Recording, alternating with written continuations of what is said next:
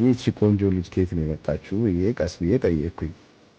አይ እንደዚህ ሜካፕ ምናምን የምትሰራ ነው እንዲህ እያለ ተዋወቀን ማለት ነው። እዛ እንግዲህ ያው በእግዚአብሔር ፍቃድ ቆይተን የተወሰነ ጊዜ ከዛ በስራም ጸባይ በምንም እንደገና ደግሞ ቆየንና መልሰን ተገናኘን። ደግሞ በነገራችን ላይ ከዛም በኋላ ደግሞ በጣም መቋረጥ የሌለበት ግንኙነት ነው ብዬ ጸጸት ነበር እኔ ያን ግንኙነት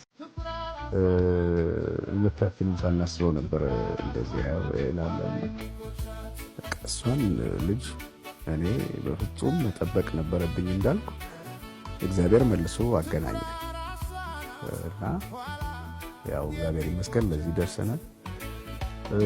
እኔ በጣም እድለኛ ነኝ እሷን በማግባቴ። በነገራችን ላይ ስለ ባለቤቴ ስናገር በጣም ጥሩ ልብ ያላት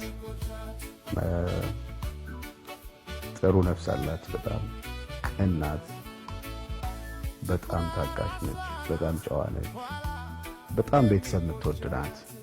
ኦኬ እውነቴን አይደለም?